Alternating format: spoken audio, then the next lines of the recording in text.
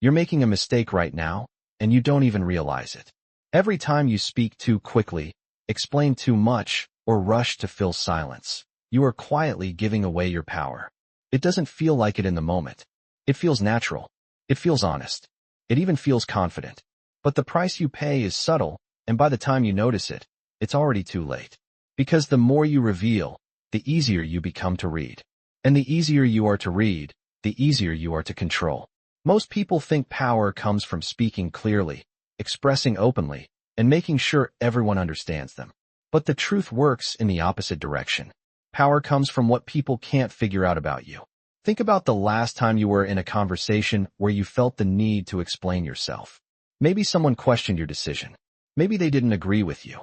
And instead of pausing, you rushed to justify everything. You gave reasons. You shared details.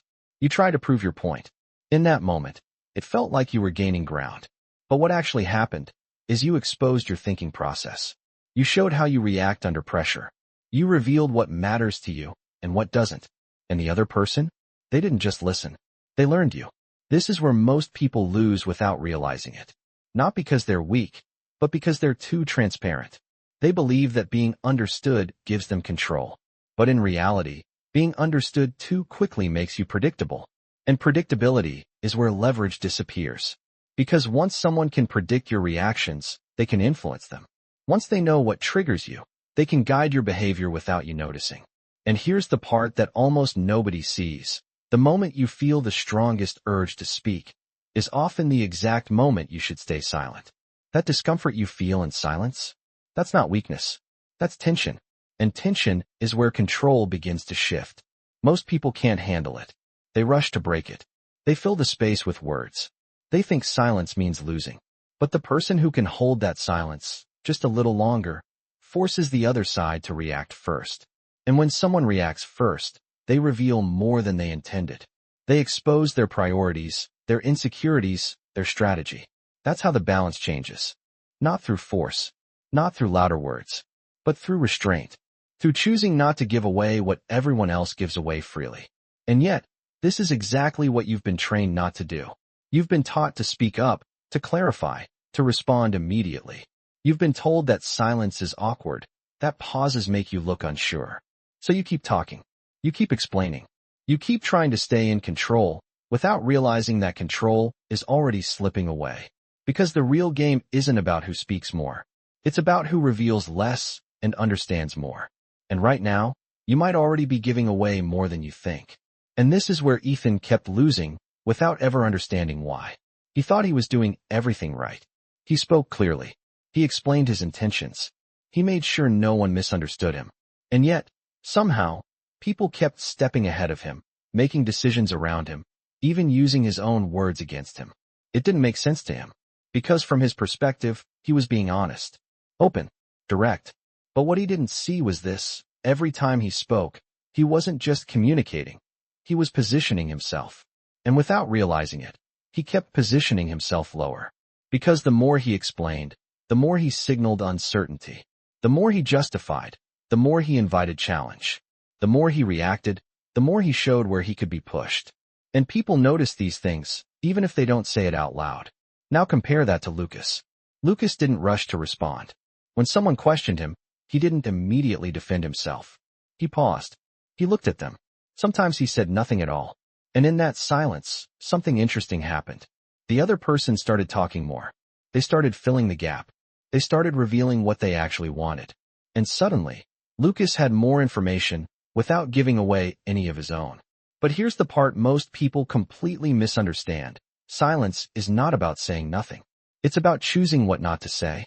Because if you stay silent without awareness, it looks like hesitation. But if you stay silent with intention, it creates pressure. And pressure makes people reveal themselves. This is the difference between passive silence and strategic silence. Passive silence comes from fear. Strategic silence comes from control. And most people never learn the difference. That's why they either talk too much or go completely quiet at the wrong time. Both cost them power. But strategic silence? That's where everything shifts. Because when you don't react immediately, you break expectations. People expect a response. They expect you to defend yourself, to clarify, to engage. And when you don't, They start questioning themselves instead of you. They start wondering what you're thinking. They start adjusting their behavior to get a reaction. And in that moment, the control flips. But here's where it gets even more subtle. The more comfortable you become with silence, the more uncomfortable other people become around you. And discomfort leads to mistakes. People talk too much. They reveal things they didn't plan to reveal. They expose their intentions, their insecurities, their next move. Not because you forced them, but because you gave them space to expose themselves. And Ethan never understood this. He thought conversations were about being heard. Lucas understood something deeper. Conversations are about positioning. Every word you say either strengthens your position or weakens it. Every reaction either gives you leverage or hands it away. And silence, when used correctly, does something words never can. It makes people show you who they really are before you show them who you are. What Ethan never understood is that the real game was never about communication. It was about perception. Because people don't respond to what you say, they respond to what they think they understand about you. And that's where the real loss begins. Every time you speak, your brain is trying to reduce tension. It wants clarity. It wants to be understood. It wants to resolve uncertainty as fast as possible. That's why you feel the urge to explain yourself when someone questions you. That's why silence feels uncomfortable. Your mind interprets silence as risk, as if something is wrong that needs to be fixed immediately. But here's the mechanism most people never see. The moment you rush to remove that tension, you transfer control to the other person. Because now, instead of them trying to figure you out, you're trying to convince them. And the one who tries harder always loses position. This is a psychological pattern built deep into human behavior. People assign more value to what they have to work to understand, and they assign less value to what is given to them too easily. So when you explain everything about yourself too quickly, your words lose weight. Your presence loses impact. You become easier to categorize, easier to predict, easier to manage. But when you hold back just enough, when you allow a small gap between what you know and what you reveal, people lean in. They pay more attention. They start analyzing you. And the moment someone starts analyzing you, they're no longer controlling you. They're reacting to you. But here's where it gets even deeper. Your reactions are the biggest signals you send. Not your words, your reactions. The speed of your response, the emotion in your voice, the need to clarify, the need to defend, all of these tell the other person exactly where your boundaries are. And once someone knows your boundaries, they know how far they can push you. Ethan reacted quickly. Every time. If something fell off, he addressed it immediately. If someone challenged him, he responded instantly. And without realizing it, he trained people how to deal with him. He showed them that pressure works on him. That questioning him makes him talk more. That tension makes him reveal more. Lucas did the opposite. He didn't remove tension. He let it exist. And because he was comfortable with it, the other person became uncomfortable instead. And discomfort makes people expose themselves. It makes them over-explain, overcorrect, overshare. And suddenly, the roles reverse. But here's the most dangerous misunderstanding. People think they lose because others are smarter, more aggressive, or more strategic. That's rarely the case. Most people lose because they cannot tolerate uncertainty. They rush to fill gaps. They rush to speak. They rush to resolve. And in doing so, they reveal exactly what the other person needs to take control. So the problem is not that you talk too much. The problem is that you talk at the wrong moment, for the wrong reason, driven by the wrong instinct. And until you understand that instinct, you'll keep repeating the same pattern without even realizing why you keep losing. Think about a moment that probably felt normal to you, but quietly cost you more than you realized. You're in a meeting. Someone questions your idea. It's not even aggressive, just a simple, "Why do you think that would work?" And instantly, you feel it. That pressure, that need to respond. So you start explaining. You go into details. You bring up your reasoning, your past experiences, your logic. You talk for longer than you planned. And while you're talking, something shifts. People stop listening the way they were at the beginning. They start leaning back. Some glance at each other. Someone interrupts with a new suggestion. And suddenly, your idea isn't yours anymore. It's being reshaped, challenged, even taken over. Now here's what you didn't notice in that moment.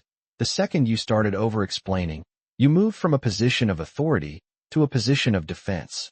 You stopped leading the conversation and started trying to earn your place in it. And once that shift happens, it's almost impossible to reverse. Now look at a similar situation, but with a small difference. Lucas is in that same meeting. Same question. Why do you think that would work?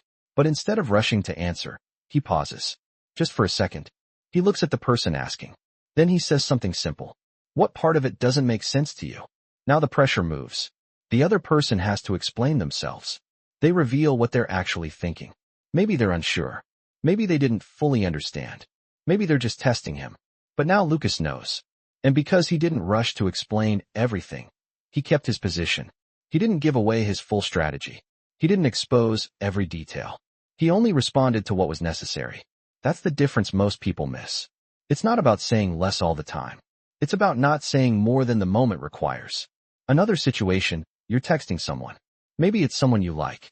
They reply late. Short answers. Feels distant. And what do most people do? They send another message.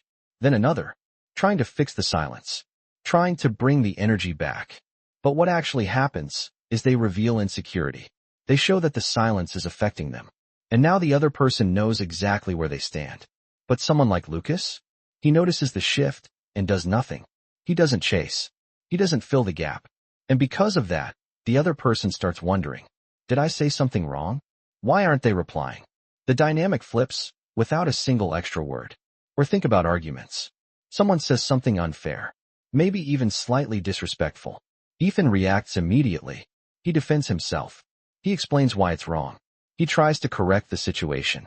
But in doing that, he shows exactly what affects him, what bothers him, what triggers him.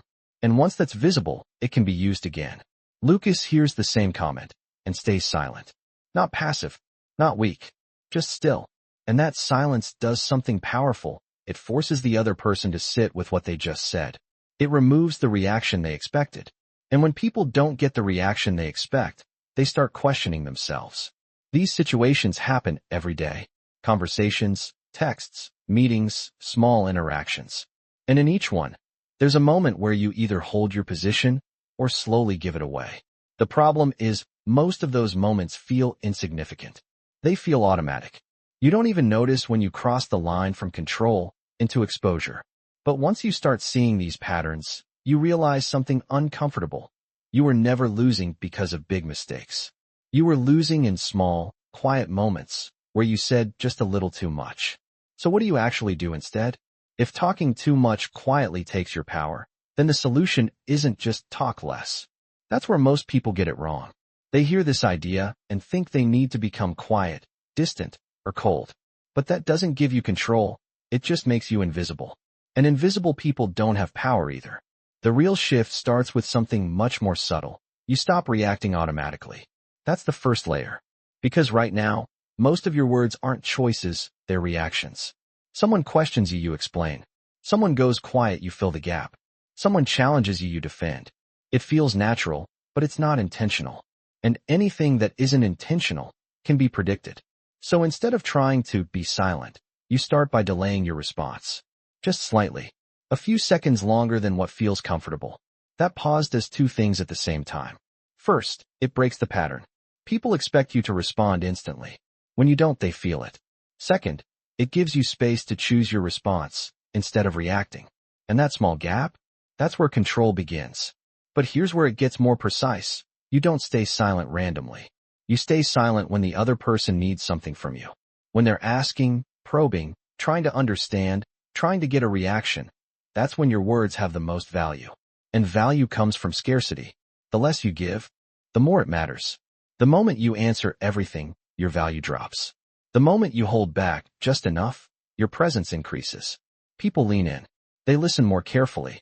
They pay attention to what you do say, because they know you don't say everything. And this is where Ethan always slipped. He thought every question deserved a full answer. He believed clarity meant giving everything up front. But all that did was remove any need for people to invest effort in understanding him. Lucas did the opposite. He answered, but only what was necessary. Nothing more. If a question had 3 layers, he responded to 1. If someone pushed further, he let them. He didn't rush to close the gap. He let the other person do the work. And over time, that changes how people see you. Not because you said something impressive, but because you didn't give everything away. Now here's the part that makes this even more powerful. When you stop over-explaining, you also stop revealing your emotional triggers. Because most people don't lose control in what they say, they lose it in why they say it. They speak to relieve pressure, to fix discomfort, to avoid being misunderstood.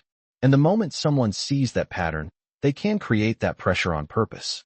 They can push, question, stay silent, or challenge, knowing you'll eventually respond the same way. But when you break that pattern, when your responses are no longer automatic, you become harder to read, harder to predict, harder to influence. And that's where the dynamic starts to shift. But this is only the surface of it.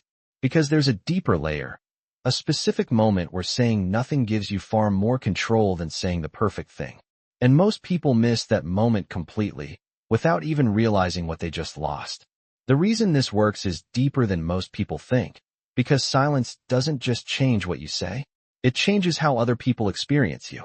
And that changes the entire balance of the interaction. Most people assume power comes from having the perfect answer, the strongest argument, or the fastest response. But in real life, people rarely judge power that way. They judge it through signals, through timing, through emotional control, through who seems most comfortable in uncertainty. And that is exactly why the pause matters so much. When you delay your response, even slightly, you send a signal that your emotions are not in charge. You show that pressure does not move you instantly. And whether people admit it or not, they respond differently to someone who does not move on command. Ethan never understood this. He thought people respected confidence when it was visible and verbal. He thought if he sounded prepared, clear, and sincere, that would be enough. But what people actually picked up on was something else. They noticed how quickly he tried to repair tension, how fast he stepped in to explain, how eager he was to make sure everything stayed smooth. And without realizing it, they learned a dangerous truth about him. If they created enough discomfort, he would do the work for them. He would clarify. He would reveal. He would try to regain approval. And once someone learns that about you, they no longer need to overpower you. They just need to apply the right pressure. That is why the pause is effective. It interrupts the pattern other people are counting on. It removes the reward they expect.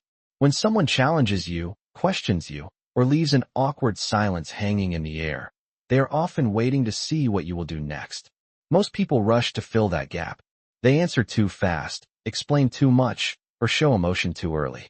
But when you do not give them that immediate access, they lose one of their biggest advantages, your predictability. And once predictability disappears, attention rises. People start watching you more carefully. They become less certain. They begin adjusting themselves around you instead of the other way around. That is not magic. That is human psychology. People feel more control around those who are easy to read, and less control around those who are measured. Not because measured people are always smarter, but because uncertainty creates weight. The unknown always carries more psychological force than the obvious. That is why a person who says less can often influence more. Not because silence is mysterious in some dramatic way, but because silence keeps the other person mentally engaged. They have to think. They have to interpret. They have to work a little harder. And the moment they are the one working harder, the dynamic begins to tilt. There is another reason this works, and it is even more important. When you stop reacting automatically, you regain access to observation. Most people cannot observe clearly while they are busy trying to manage how they are being perceived. Ethan was so focused on sounding right that he missed what was happening in front of him. He missed tone changes, hidden motives, subtle signs of insecurity, moments when the other person was bluffing. Lucas caught those things because he was not in a rush to respond. He was using the gap to read the room while everyone else was trying to read him. And that is the part most people never learn. Silence is not empty. Used correctly, it is active. It is where you gather information, test people, and see what rises to the surface when you do not interrupt it. And once you understand that, you stop seeing silence as absence. You start seeing it as leverage. But here's where it gets even more counterintuitive. Silence alone doesn't give you power. In fact, used the wrong way, it can actually make you lose even faster. Because most people hear this idea and swing to the other extreme. They stop talking, they hold back, they try to be mysterious. But something feels off. People start ignoring them. Conversations move on without them. Opportunities pass right by them. And they don't understand why. Because they're silent, but they're not in control. This is the part almost everyone gets wrong. Silence is not power by default. It only becomes power when people feel that you could speak, but choose not to. That difference is everything. Ethan tried this once. After realizing he talked too much, he decided to stay quiet in conversations. But his silence came from hesitation, from overthinking, from not knowing what to say, and people felt it immediately. His silence didn't create tension, it removed his presence. People didn't lean in, they leaned away. Because deep down, they could sense he wasn't holding back. He just didn't have anything to say. Now look at Lucas again. When he stayed silent, it felt different. It didn't feel empty. It felt deliberate. Like he was choosing not to speak yet. Like he was waiting for something. And that creates a completely different psychological effect. Because now, silence isn't absence, it's anticipation. People start thinking, what is he seeing that I'm not? Why isn't he reacting? What does he know? And the moment people start asking those questions, they are no longer in control of the interaction. They are trying to figure you out. But here's the twist that changes everything. The goal is not to stay silent longer. The goal is to control when you break the silence. Because the moment you choose to speak after holding it, your words carry more weight than anything you could have said earlier. Think about it. If you talk constantly, your words blend together. They lose impact. But if you speak selectively, people pay attention. They listen differently. They remember it. This is why timing matters more than content. Ethan focused on saying the right thing. Lucas focused on saying it at the right moment. And that one shift changes how everything lands. But there's another layer most people never notice. When you hold silence correctly, you also control emotional pacing. You decide when things move forward. You decide when tension rises or falls. And that means you're no longer reacting to the situation, you're shaping it. That's what real control looks like. Not dominance, not force, but influence over the flow itself. And once you start seeing conversations this way, you realize something unsettling. Most people are not thinking strategically at all. They're just reacting, filling gaps, trying to stay comfortable. And the one who can step outside that pattern, even slightly, gains an advantage that feels invisible, but changes everything. But there's still one moment, one very specific situation, where even people like Lucas can lose control instantly, not because they said too much, but because they stayed silent at the wrong time. There's a situation you've probably experienced, but never realized what was actually happening. You're talking to someone, maybe a coworker, a friend, even someone you just met. They start asking questions. At first, it feels normal. What are you working on? What's your plan? Why did you choose that? Nothing feels threatening. So you answer. Then they ask a little more. You explain a little deeper. They nod, stay quiet for a moment, then ask something more specific. And before you notice it, you've revealed far more than you intended. Your plan, your doubts, your reasoning, even your backup options. It feels like a conversation, but it's not. It's extraction. And the most dangerous part, you don't feel manipulated at all, because it didn't feel like pressure. It felt like interest. This is one of the most common ways. People lose control without realizing it. Not through confrontation, but through curiosity. Because when someone asks questions, your brain automatically assumes they want to understand you. So you cooperate. You fill in the gaps. You try to be clear. But what's really happening is they're mapping you. They're learning how you think, how you decide, where you hesitate, what you value. And once they have that map, they don't need to ask anymore. They already know how to guide you. Ethan fell into this every time. If someone showed interest in his ideas, he opened up completely. He thought he was building connection. But later, he noticed something strange. People would challenge him using his own words. They would anticipate his decisions. Sometimes they would even move ahead of him, as if they already knew what he was going to do. And he couldn't figure out why. Lucas saw the same situation and handled it differently. When someone asked him a question, he didn't answer the whole thing. He answered just enough to keep the conversation moving, but not enough to reveal the full picture. If they pushed deeper, he didn't rush to satisfy that curiosity. Sometimes he redirected the question. Sometimes he asked one back. Sometimes he simply paused. And that pause changed everything. Because here's what most people don't realize. When you don't immediately answer a question, the other person feels it. They feel the gap. And just like you used to, they feel the urge to fill it. So they start talking more. They explain why they're asking. They reveal their angle, their intention, their assumption. And suddenly, you're the one learning about them. This is where manipulation quietly fails. Not because you blocked it, but because you didn't feed it. Another situation, someone makes a subtle comment about you. Not direct, not aggressive, just enough to test your reaction. You seem pretty confident about that. Or, that's an interesting choice. There's a tone behind it. And most people react instantly. They explain themselves. They defend their decision. They try to remove the tension. But in doing that, they show exactly what affects them. They reveal their sensitivity, their insecurity, their need to be validated. And once that's visible, it can be used again. Lucas hears the same comment and does something different. He lets it sit. He doesn't rush to respond.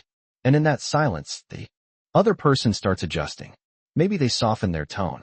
Maybe they clarify. Maybe they backtrack. Because without a reaction, they lose feedback. And without feedback, they lose control of the interaction. These moments are small, almost invisible, but they happen constantly. And every time you respond automatically, you give a little more away. Not because you're weak, but because you were never taught to see the pattern.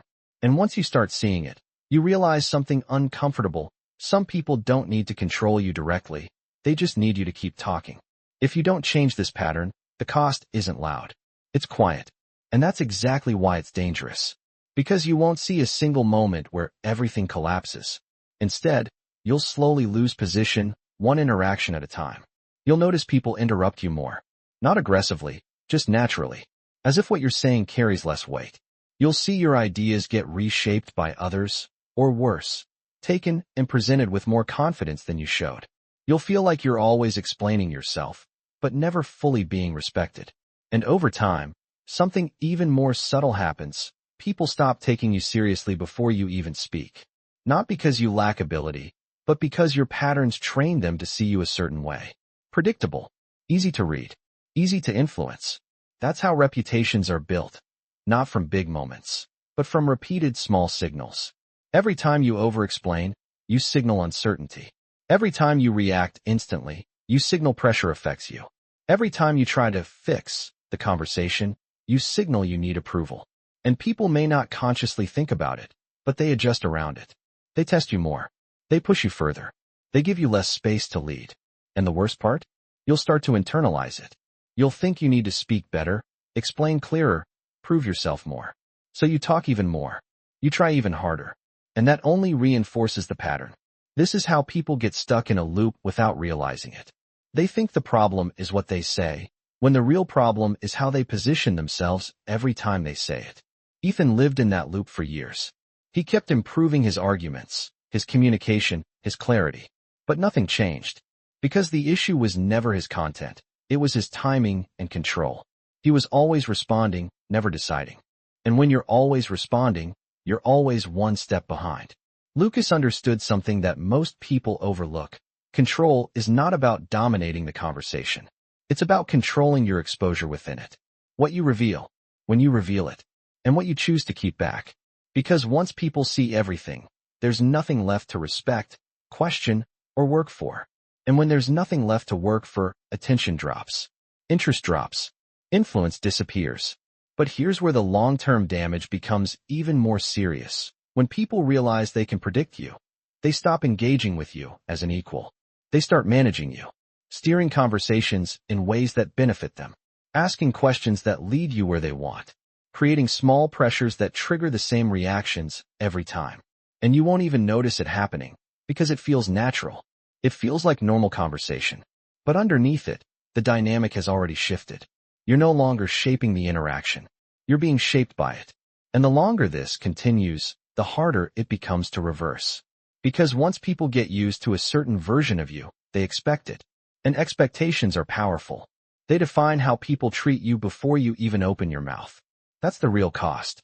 Not a single mistake, but a pattern that slowly teaches people you can be read, predicted, and influenced. And once that belief sets in, everything you say carries less weight, no matter how right you are. At a higher level, this isn't just about talking less or staying quiet at the right time. It's about controlling your exposure like a resource. Because the people who move up, gain influence, and stay in control all follow a rule most people never even think about. They never give away full access to how they think. Not in one conversation. Not in one moment. Not all at once. They layer it. They pace it. They decide what the other person earns the right to know. And this is where the real principle begins. You don't reveal information to be understood. You reveal information to position yourself. That changes everything. Because now, every word has a purpose. Every answer has a limit. Every silence has a function. Ethan never operated this way. For him, communication was about clarity. If someone asked, he answered. If something was misunderstood, he corrected it. If there was tension, he resolved it. But all of that came from one hidden belief, that being fully understood would protect him. It didn't. It made him easier to manage. Lucas worked from a completely different principle. He understood that clarity is not always power. Sometimes, controlled ambiguity is. Because when people don't fully understand you, they fill in the gaps themselves. And those gaps often work in your favor. They assume competence. They assume confidence. They assume depth. Not because you proved it, but because you didn't disprove it. That's the difference. Most people try to prove their value. People with control let others infer it. And inferred value is often stronger than explained value. But here's where this principle becomes more advanced. You start separating what is true from what needs to be visible. Just because something is true about you doesn't mean it needs to be said immediately. Just because you have an answer doesn't mean it needs to be given fully. And just because you understand something doesn't mean the other person should see all of it at once. That doesn't make you dishonest. It makes you intentional. Because in every interaction, there are layers. Surface information, deeper reasoning, and underlying intent. Most people reveal all three at the same time. That's why they lose leverage. The advanced move is to separate those layers. You give surface first. You hold back depth. And you protect intent. And when someone earns more, you reveal more. Not because they asked, but because you chose. That's control. But here's the twist most people miss. This is not about hiding everything. It's about revealing just enough to guide perception without giving away your full position. Because if you reveal nothing, you lose relevance. But if you reveal everything, you lose advantage. So the balance is not silence versus speaking, it's precision. And precision requires awareness. Awareness of timing. Awareness of pressure. Awareness of what the other person is trying to get from you. And once you start seeing conversations this way, you realize something most people never notice. Every interaction is a negotiation of information. Not just what is said, but what is held back. And the person who understands that, even slightly, begins to operate on a completely different level. But there is still one final shift, the one that separates someone who understands this from someone who actually lives it, and it has nothing to do with what you say at all. By now, you can probably see it. This was never about silence itself. It was about control. Control over what you reveal, when you reveal it, and why. Because every moment you speak without awareness, you're not just sharing information. You're shaping how people see you. And once that perception is set, it becomes the lens through which everything you do is judged. That's why Ethan kept feeling like he had to prove himself again and again. Not because he lacked ability, but because his pattern taught people to expect explanations from him, to expect reactions, to expect access. And once people expect access, they stop valuing it. That's the part most people never question. They assume respect comes from showing more, being clearer, being more open. But what actually builds respect is controlled access. When people realize they don't fully understand you yet, they pay closer attention. They listen more carefully. They think twice before challenging you. Not because you said something powerful, but because you didn't give them enough to dismiss you. And that changes your entire position. Lucas didn't become influential because he said less. He became influential because he made every word count, and every silence means something. He didn't rush to resolve tension. He used it. He didn't try to be fully understood immediately. He allowed understanding to build over time. And that's what most people miss. They treat conversations like problems to solve quickly. Lucas treated them like dynamics to shape gradually. And once you see that difference, everything starts to connect. The pause you take before responding is not hesitation. It's positioning. The decision to answer only part of a question is not avoidance. It's control. The ability to sit in silence without rushing to fix it is not weakness. It's stability. And stability is something people instinctively respond to. Because most people don't have it. Most people are driven by the need to resolve, to react, to be understood immediately. And the moment you step outside of that pattern, you become different. Harder to read. Harder to predict. And that alone changes how people interact with you. But here's the deeper shift. Once you start operating this way, you stop focusing on what others think of you and start focusing on what they're revealing to you. Your attention flips. Instead of managing your image, you start reading theirs. Instead of trying to control how you're perceived, you start understanding how others behave under pressure. And that's where real awareness begins. Because now you're not just participating in conversations, you're observing them. You're seeing patterns most people miss. You're noticing who rushes to speak, who tries to fill silence, who reveals too much when questioned. And once you see those patterns, you can't unsee them.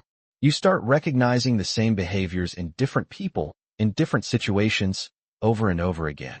And that's when something changes inside you. You stop reacting automatically. You stop feeling the same pressure to speak.